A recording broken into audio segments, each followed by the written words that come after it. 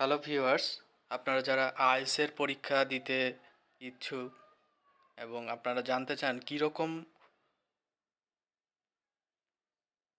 Answer শিটের মধ্যে আপনাদের পরীক্ষাটা হবে, তো তার জন্য আমি একটি স্যাম্পল অ্যান্সার শিট দেখাচ্ছি। তো প্রথমেই দেখতে পাচ্ছেন আপনারা ব্রিটিশ কাউন্সিল আইডিপির মাধ্যমে যেটার মাধ্যমেই পরীক্ষা দেন না কেন আপনাদের এই একই রকম অ্যান্সার শিট দেওয়া হবে। তো আপনাদের লিসেনিং, রিডিং এবং রাইটিংয়ের জন্য আমি আজকে এই অ্যান্সার শিটটা আপনাদের সামনে উপস্থাপন করছি।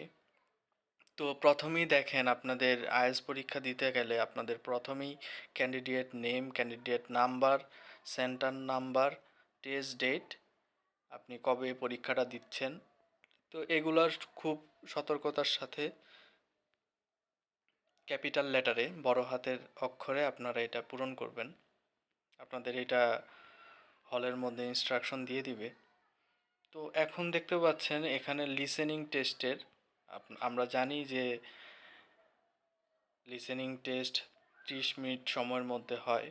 তো লিসেনিং টেস্টের মধ্যে 40টা কোশ্চেন থাকে। তো এইখানে এই যে এই কোশ্চেনের মধ্যে এই অ্যান্সার শিটের মধ্যে আপনারা 40টা কোশ্চেন অ্যান্সার করার গ্যাপ পেয়ে যাবেন। অবশ্যই এই অ্যান্সারগুলো আপনাদের ভালো মানের একটি পেন্সিল দিয়ে পূরণ করতে হবে। অবশ্যই পেন্সিল দিয়ে পূরণ করতে হবে, এটা মনে রাখতে হবে আপনাদের। তো এখন দেখেন প্রথম 1 নাম্বার, 2 নাম্বার, 3 নাম্বার এইখানে আপনার সঠিক উত্তরটা পেন্সিল দিয়ে লিখবেন। তো খুবই সহজ। এরপর আমরা নিচে যাই, এই যে 40 নাম্বার। তো এইখানে এই যে নিচে এগুলাতে আপনাদের আর কিছু করতে হবে না, এই 40 পর্যন্ত অ্যান্সার করে জমা দিয়ে দিবেন। মার্কার টু সিগনেচার, এখানে এগুলা কিছু করতে হবে না। এরপরে আমরা চলে আসি রিডিং টেস্টে। তো সেম সিস্টেম, এখানে candidate name, candidate number, centre number, test date, test module. এটা আপনি যদি, আমরা সাধারণত যারা স্টুডেন্ট আছি আমরা একাডেমিকটাই দিয়ে থাকি। তো এখানে একাডেমিকটার মধ্যে টিক চিহ্ন দিয়ে দিবেন। অবশ্যই এগুলো কিন্তু পেন্সিল দিয়ে পূরণ করতে হবে, বড় হাতের ক্যাপিটাল লেটারে লিখতে হবে। তো এখানে সেম সিস্টেমে আপনাদের পেন্সিল দিয়ে পূরণ করতে হবে 40টা কোশ্চেনের অ্যান্সার এখানে রিডিংয়ের পূরণ করবেন। এর পরবর্তীতে আপনাদের যে ধাপটা, এখানেও সেম সিস্টেম, ব্রিটিশ কাউন্সিল বা আইডিপিতে যেখানেই পরীক্ষা দেন না কেন এখানে এই রিডিংয়ের পরবর্তীতে রাইটিং যে টেস্টটা, এখানে 2টা টাস্ক থাকে। টাস্ক নাম্বার 1, এখানে 150 ওয়ার্ডসের মতো একটা প্যাসেজ লিখতে হয়, আর টাস্ক 2তে 250 ওয়ার্ডের মতো একটা প্যাসেজ লিখতে হয়। তো প্রথম যেই টাস্ক 1-এ যে প্যাসেজটা, এটার সময় আপনাকে 20 মিনিটের মধ্যেই কমপ্লিটটা করতে হবে। এর পরবর্তীতে যেই 40 মিনিট থাকে, টোটাল থাকে 60 মিনিট, এর পরবর্তীতে 40 মিনিটের মধ্যে আপনি 250 ওয়ার্ডের যে টাস্ক 2টা সেটা কমপ্লিট করবেন। তো এইখানে দেখেন খুব সুন্দরভাবে আপনার ওই আগের মতো system, candidate name, centre number, candidate number, module, এখানে কোনটা আপনি পরীক্ষা দিচ্ছেন, একাডেমিক অথবা জেনারেল।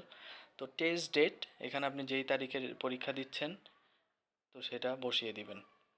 তো এখানে আপনারা দেখতে পাচ্ছেন IELTS writing answer sheet task 1, এটা কিন্তু টাস্ক 1-এর জন্য।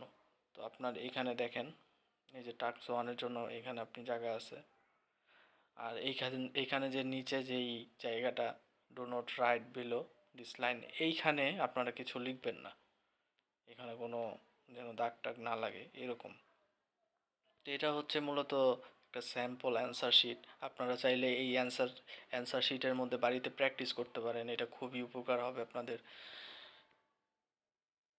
এর পরবর্তীতে আমরা এই যে টাস্ক 1-এর জন্য নিচের দিকে গেলাম। তো টাস্ক 1-এর নিচের দিকে আসলে এখানে লেখা আছে do not right below this line, official use only. তো এখানে কোনো কিছু ভুলও লিখবেন না।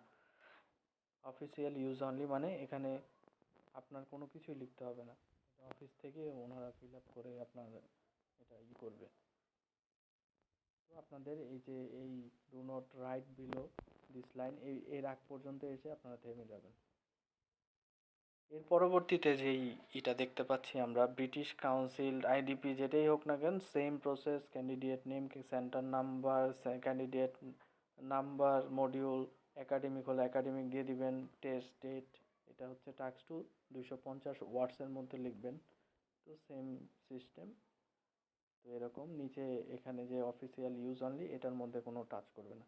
আশা করি আজকের ভিডিওটা আপনাদের উপকারে আসবে। আপনারা চাইলে এটা এইভাবে আপনারা এটা প্রিন্ট করে নিয়ে এটার মধ্যে প্র্যাকটিস করতে পারেন, ক্যামব্রিজ যে বইগুলো আছে। আর যদি কোনো কিছু জানার থাকে বা কোনো কিছু বুঝতে সমস্যা হয় সেক্ষেত্রে আপনি আমাকে কমেন্ট করতে পারেন বা আমার সাথে যোগাযোগ করতে পারেন। তো ধন্যবাদ সবাইকে ভিডিওটি পুরোপুরি দেখার জন্য। আশা করি এই ভিডিওটা আপনাদের অনেক এক্সামের যে অ্যান্সার শিটটা কীরকম হয় সেটা বুঝতে খুবই সুবিধা হবে। তো আজকের ভিডিও এ পর্যন্তই।